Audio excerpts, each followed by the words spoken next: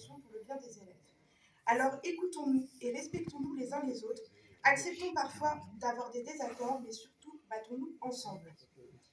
Concernant la communication vers les adhérents, nous sommes heureux qu'il ait été pris en compte les remontées de plusieurs CDPE quant à l'utilisation non pas d'un montant de 20 euros, mais bien du montant de la part fédérale pour expliquer aux adhérents comment utiliser cette somme. A contrario, nous avons été surpris par le positionnement du national quant à la réforme des retraites.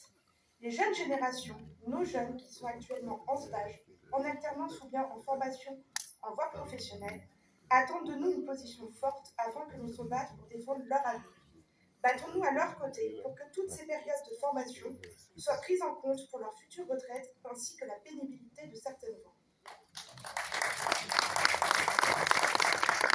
Évoquons maintenant l'école de demain et les nombreuses attentes qu'ont les familles concernant l'avenir de leurs enfants. Qu'il s'agisse du calendrier des épreuves de spécialité qui nous paraît à eux comme à nous inadéquate, ou bien de l'orientation des élèves et de la période où cela est abordé, tout est à revoir. Comment juger des élèves pour leur spécialité au mois de mars, quand le programme scolaire qui est prévu court jusqu'au mois de juin? Comment demander à des élèves en fin de troisième ce qu'ils souhaitent faire plus tard et se positionner sur leur avenir sans prendre le temps de leur faire découvrir tout ce qu'il existe comme métier ou comme étude? Cela ne devrait-il pas commencer dès la cinquième?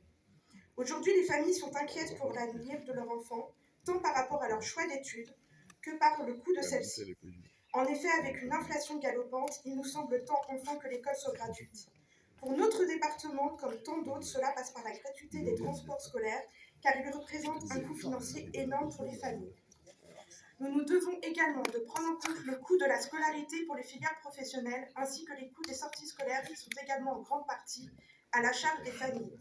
Et que dire du coût de la cantine scolaire, qui est différent d'une région à une autre, d'un département à un autre, ainsi que d'une ville à une autre. La prise en compte du quotient familial pour établir les coûts de restauration devrait être généralisée, ainsi qu'un montant maximum possible. Pour finir, nous allons vous parler de notre école de demain. Aujourd'hui, nous sommes en 2030. La rentrée a eu lieu. Chaque élève avait bel et bien un enseignant devant lui, non seulement à la rentrée, mais également les jours qui ont suivi. Chaque élève en situation de handicap était bel et bien à l'école, accompagné chacun de l'AESH dont ils ont besoin. Dans le premier degré, nous ne comptons pas plus de 20 élèves par classe et pas plus de 24 élèves dans le secondaire. L'ensemble des postes de professeurs sont pourvus, ainsi chaque élève a la chance de pouvoir apprendre, se forger sa propre opinion en toute égalité de chance.